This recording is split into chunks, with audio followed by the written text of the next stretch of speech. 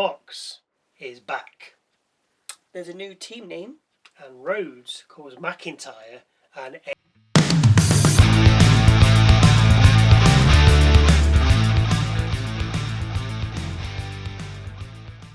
Welcome to Wrestle MSX, the best wrestling channel on YouTube. I'm Michael. I'm Sally. And after seeing the Y2J mystery box and catching up on last week's Elimination Chamber qualifying match between Cody Rhodes, Jacob Fatu and Sami Zayn, we start the show with Captain America himself, Cody Rhodes. He asks the crowd what they want to talk about, but he's interrupted by Jacob Fatu. Fatu says Rhodes wouldn't be out here talking about Elimination Chamber if it wasn't for Drew, saying he had Sami and him beat. His concern right now, though, is Drew McIntyre, with a werewolf then calling out the Scottish Warrior.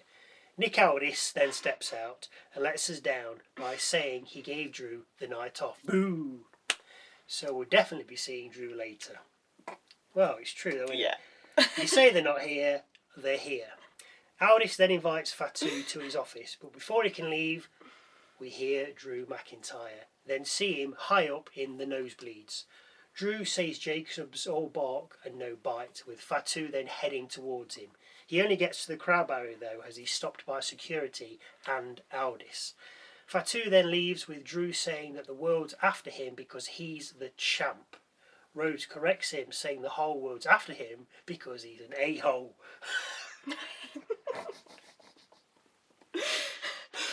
Backstage, Ilja Dragunov tells Carmelo Hayes he'll win the Elimination Chamber. Well, like the whole thing. Yeah. And then heads off to fight Tama Tonga. Fair enough. We have a break before the match and we come back to see Aldis telling Fatu he'll give him McIntyre, he just has to wait. Fatu says he ain't going to wait much longer. So first up, Ilja Dragunov versus Tama Tonga. Tonga with a full complement of MFTs. Of course. Good luck, Dragunov. It was intense from the off with a side of slaps and kicks. Dragunov gets 2 off a Constantine special, with Tama then replying with a 2 of his own. As the tide seems to turn in Dragunov's favour, the MFTs start to play up by getting on the apron. This is enough to distract Dragunov, who then suffers a cutthroat and cover for 3. After the match, Solo gets in the ring saying it's his show, but he gets jumped by Dragunov. The MFTs see him off, with Matt Cardona and Apollo Crews also heading out. A bit like the Thunderbolts Avengers B team. Who's writing this? It's comedy gold. I'm telling you, it's comedy gold. All of a sudden, the Wyatts come on screen, which stops everyone in their tracks. Howdy says that Solo uses the MFTs like a crutch, and the next time he comes to the ring, he'll come alone. He then questions whether Solo will do the same. Backstage, Nick Aldis has a go at Drew, telling him that if he keeps testing him, he'll show him what he can do, with Drew then leaving. I bet he is. We then see Byron Saxton asking Randy Orton how he feels about the competition in the Elimination Chamber, but just as he's about to speak about Cody Rhodes, he's interrupted by Zelina. She says there's only one road left for him to take, with Aleister Black then appearing. Who is writing these awful lines for these? Black tries to provoke Orton, with Orton telling Black he sees what he's doing and to suit up so they can rumble later. Looking forward to that. Oh dear, don't bother. We also see Saxton try and ask Nia Jax and Lash Legend something, but they shut him down, with Legend saying they're coming for it all. Good. I was thinking about this the other day, like, you know, you've got the Judgment Day women. Why not just have an all-women outfit? Yeah. Anyway, Jade Cargill heads out next and tells us she's going to join Liv Morgan this week on Raw to hear her decision on who she's going to pick to face at WrestleMania. Cargill then says it doesn't matter who she faces at WrestleMania, she's gonna win. Cargill then heads up the rampway while Charlotte Flair heads out for her match. The pair then have a woo-off, which leads to a very near lip touch between them. So one for the boys, or the girls. Next up, a women's Elimination Chamber qualifier match between Charlotte Flair, Kiana James and Nia Jax. James looks for an alliance with Jax, but Jax isn't interested and hip attacks both her opponents in the corner. Flair lands a moonsault to the pair and covers for 2, with James then Samoan dropping Jax and covering for another 2. Power lifted her up again. Flair then pulls out a Spanish fly on James from the top rope and covers for another 2. No nod to her ex-husband there. After an attempted figure 4 from James on Flair and Flair on James, Flair gets the figure 8 on Jax. Only James gets under the bridged Flair, wraps her arms around her shoulders and puts them to the mat. The ref counts to 3 and James qualifies. Very unexpected. Very. But why shouldn't they get the push? Yeah, fair. You don't need Jax and Flair in it. You've already got some big names. Yeah. But are they going to get to Mania? That's the question. Backstage, Saxton asks Ripley her thoughts on James winning. Rhea sarcastically says it's a shame Nia didn't win, before saying Io will win her Elimination Chamber qualifying match on Monday. Probably will. Yeah. Spoiler. Sky then adds that Legend and Jax don't stand a chance when they defend their tag titles against them. Up next, Kit Wilson versus Ober Femi. Wilson gets out of the ring and reads an ode to Ober that he's written about him. Ober likes it that much, he asks Wilson to read another one. Is this wrestling? Wilson doesn't have any more, aside from his old material. Femi demands he reads more, which Kit does. But this one runs down Ober. So naturally, he doesn't take too kindly to this. He then beats the hell out of Wilson, finishes him off with fall from grace, sit down powerbomb, and covers for the 1, 2, 3. Well done, Kit. Thanks for jobbing out again. See you next week. No, actually, it's not. He's taking on someone else next week. Backstage, we see the Jericho box again. Is it? Yeah. Jericho? Okay. Yeah. With Aldous telling his lackey to send it back to Raw. Truth and Priest then have a little chat, but nothing really noteworthy. No. Next out, Tiffany Stratton versus Ober Fire. Stratton gets in 4 2-count covers before Fire comes back with a tornado DDT just as we break. Fire manages a 2, but Stratton answers with an Alabama slam. After more back and forth, a rolling senton followed by the prettiest moonsault ever and cover pick up the win for Tiffy time. Didn't really need that match. No.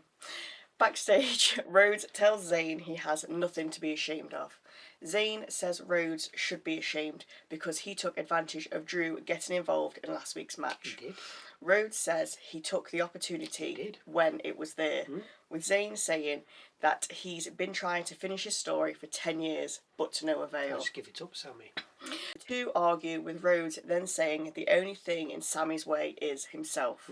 Rhodes then storms off, with Trick Williams coming into shot. Trick tells Sami he's going to get the job done later in his Elimination Chamber qualifying match, before also heading off.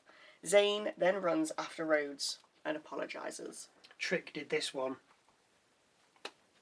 So he's going for the full rock.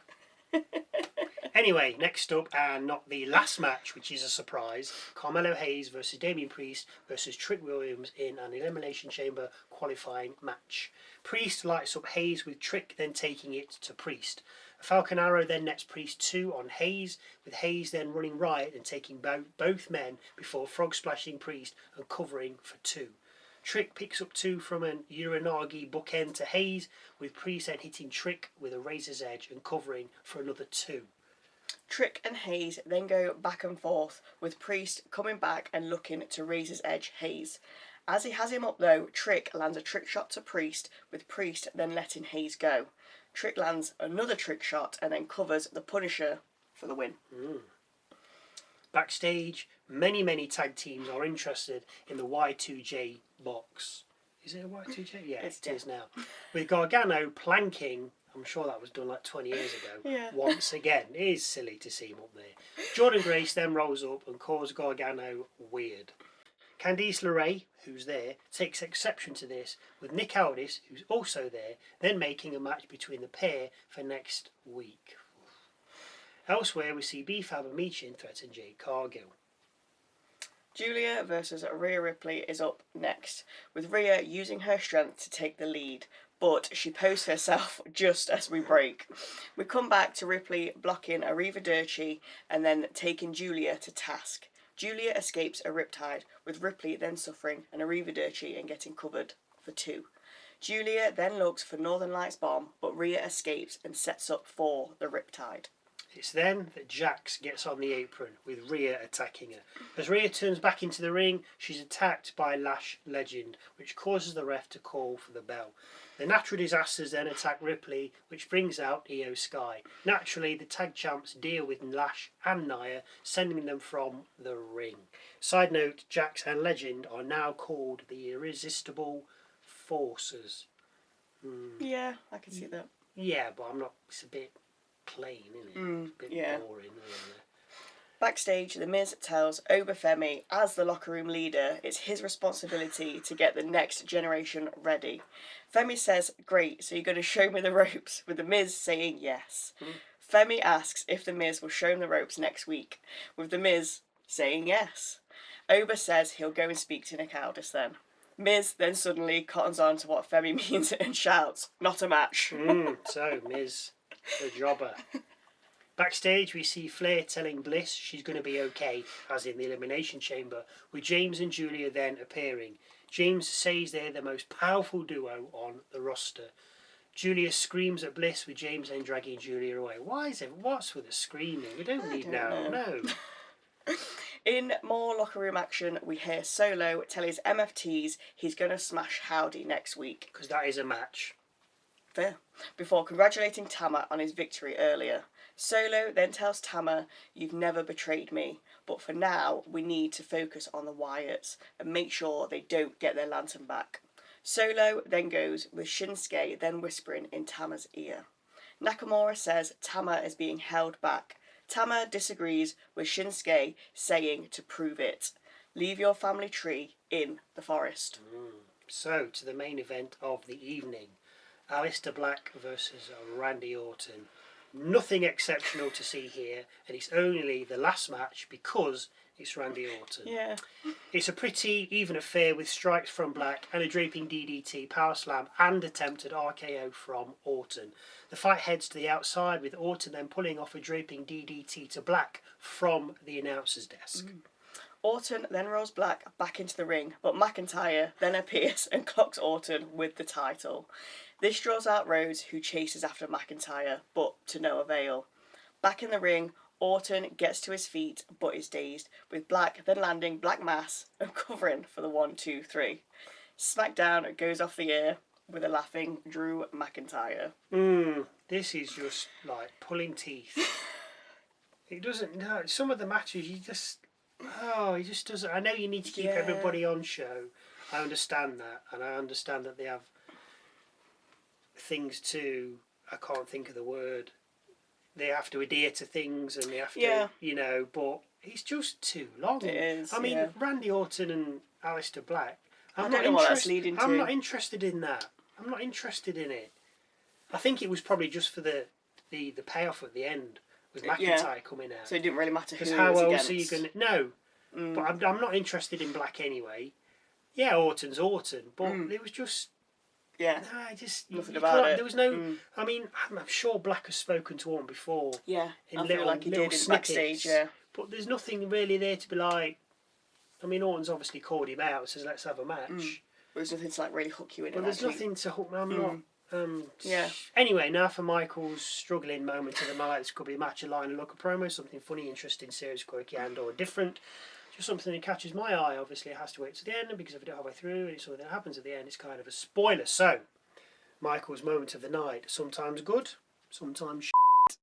So hang around and wait and see as to whether you disagree. Again, like Raw, this is tough, nothing wowed me.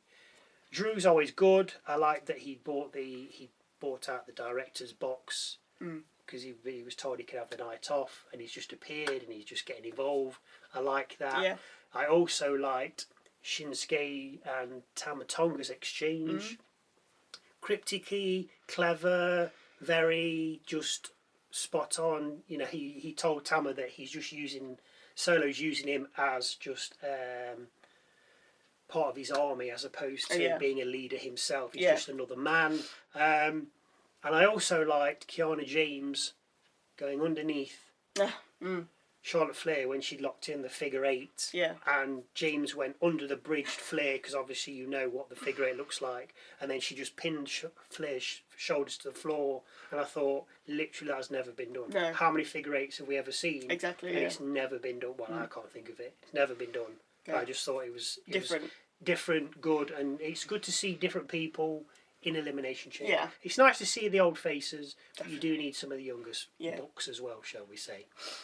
Agree or have any thoughts or views that you'd like to share with us, then please feel free to leave them in the comment section down below. Don't be afraid. It's okay. Don't forget to go and check out our Muses video with our thoughts and opinions on the last week of WWE, because a new one drops every Wednesday. That is an excellent watch. And talking of watch, thank you for watching. And we'll see you Tuesday for Raw.